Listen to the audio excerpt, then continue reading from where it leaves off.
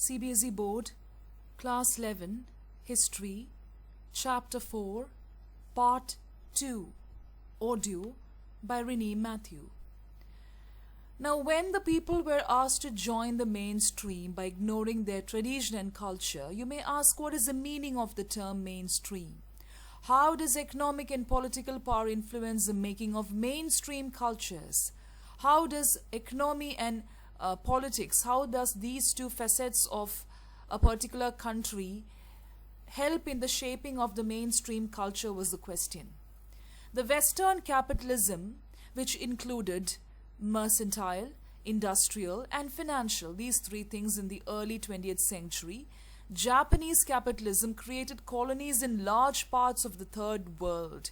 That was a part of the Western capitalism. That is how they shaped the economy and the politics of a particular country, because it included the merchants, the industries and the finances. Okay, so some of these were settler colonies where people went and conquered and stayed there and developed or shaped everything.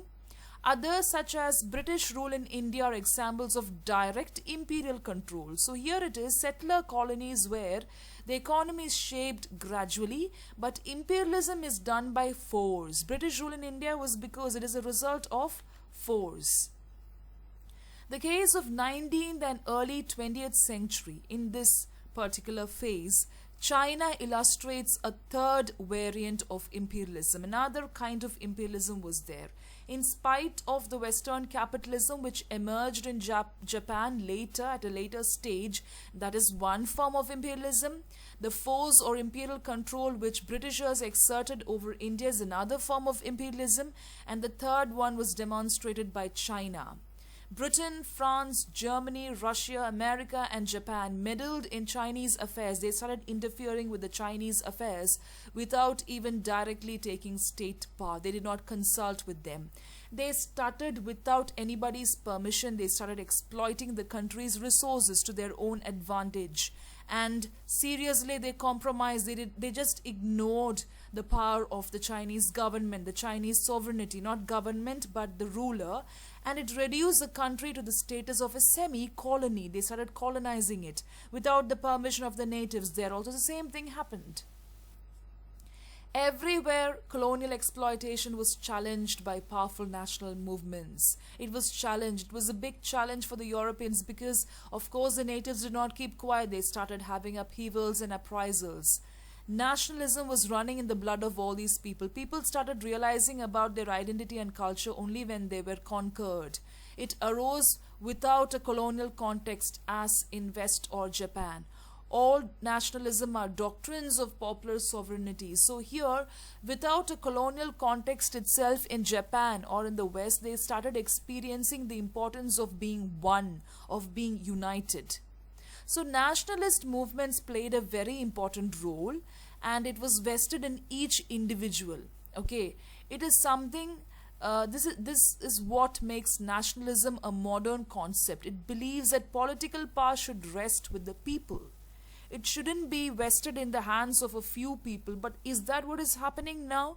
We can't say that. So that is how nationalism reaches a modern stage where they wanted people to take the decision. Okay. Civic nationalism, what does it do? It actually gives sovereignty or power in all people regardless of their language, caste, creed, ethnicity or gender.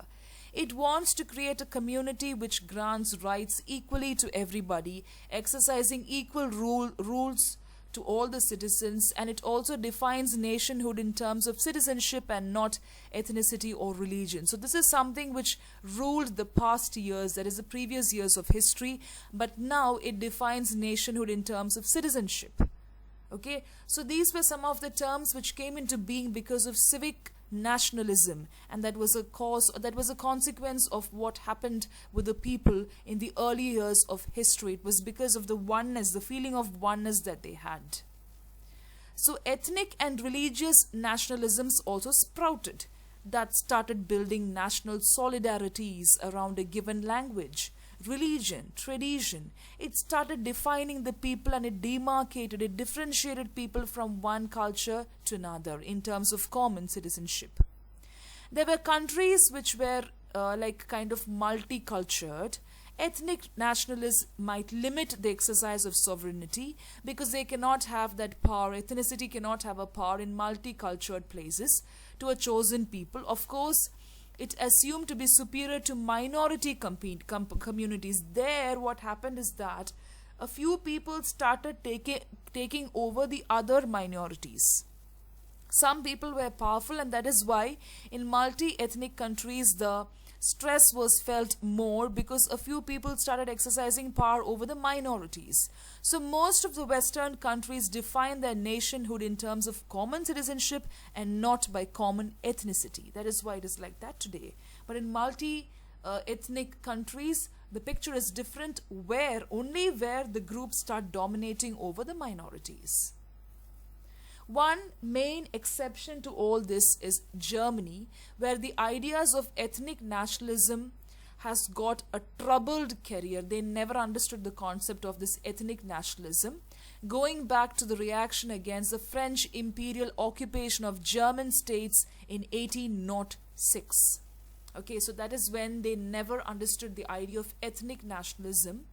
And ideologies of civic nationalism have vied with those of ethnic or religious nationalism the world over, and this has been so in modern India, China and Japan as well. Civic nationalism is something which sprouted and flourished in all these countries because of the colonization and the heat of imperialism which they felt over the years under the Britishers. So because of industrialization, we saw the path which took its lead to modernization. Different societies evolved their distinctive modernities also. They started evolving over the years. They were not the old countries which were so primitive in their early days. When we talk about Japan and China, they were very instructive in this regard. Japan succeeded in remaining free of any colonial control.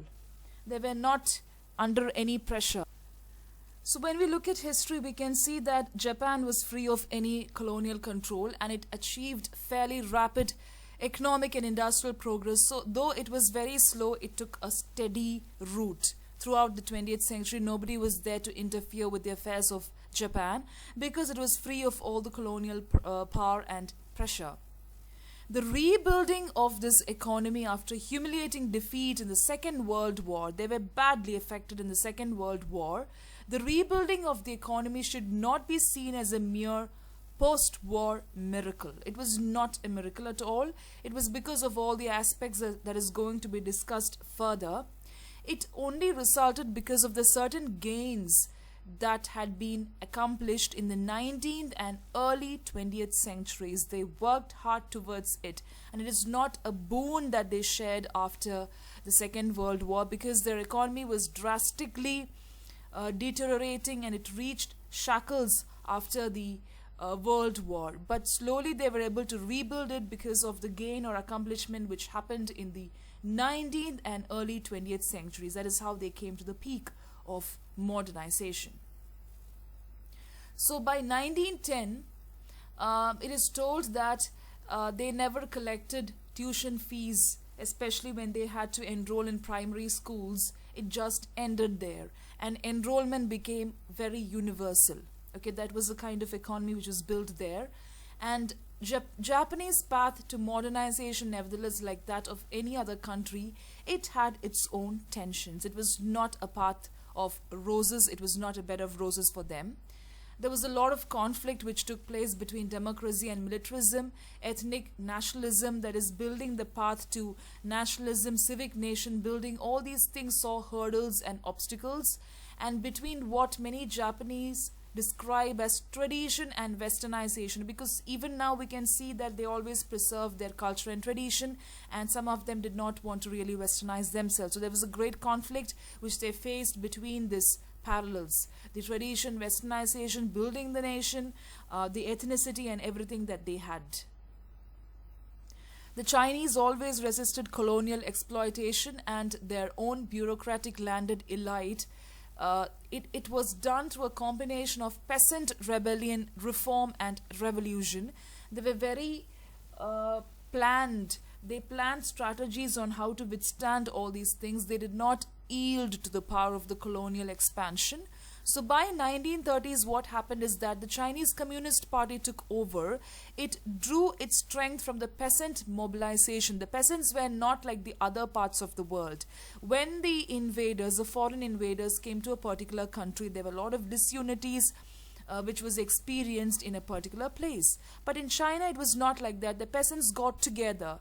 Peasant mobilization, it's a strong word, where they stood together as one hard rock. They began confronting the imperial powers and also the nationalists. They started confronting in a very tricky way, in a very harsh way, which represented the country's elite. Even the people who came from the higher strata of the society included, they involved themselves, because that was just for a common cause, that is to fight for their nation.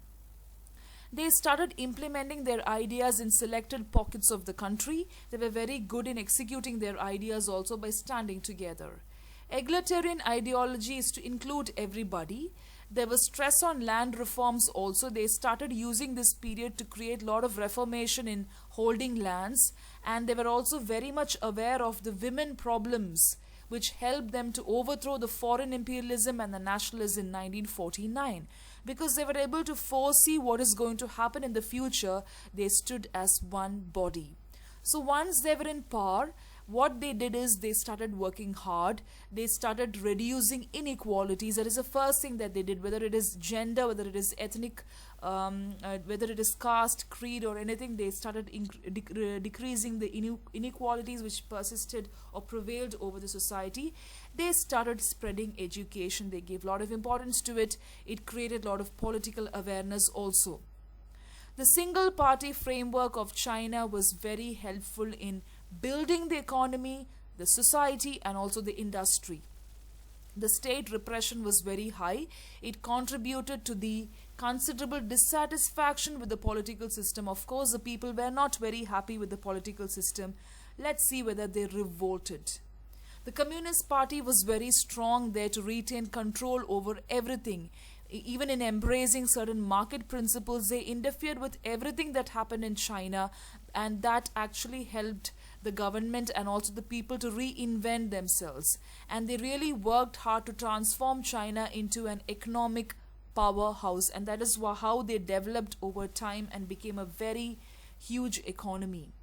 The different ways in which various countries have understood the concept of modernity varies from one country to another, and how they achieved it also has got different paths. Each had a different context. When you put this word modernity or the process of modernization, the path that each country took was different because of their own circumstances and ideas, and that actually leads to the weaving of a fascinating story. And some of these stories which took place in different parts of the country is introduced in this particular theme or in this particular chapter. Now we have to brief on the timeline that you see in your textbook. Now this timeline, when you study it, it will give you three main ideas. The one thing is what happens in different parts of the world in the last 3 centuries. It is not enough that you study only what is given in the timeline, but this helps you to look into the main aspects only. What happened to different people in different countries to make the modern world, that is also emphasized. The slave trade in Africa is concentrated or focused. The apartheid regime in South Africa. The social movements which ensued in Europe because of that, the formation of nation states, how expansion of imperial powers and process of colonization took place, about the democratic and anti-colonial movements. Everything which swept through the world is discussed, or it is given as a timeline in front of you in these pages. So just go through it before you start the chapter, and as you do each portion, make sure that you come back, revise what happened, because each century and the dates are very important for you as a history student. You will also come across some major inventions and technological developments which took place, because the chapter itself is path to modernization. So these aspects will make your understanding of modernization more clearer. So make sure that you revise on these timelines, on all the points, and then only go forward with it. And once you do it, come back and keep revising on the main points also.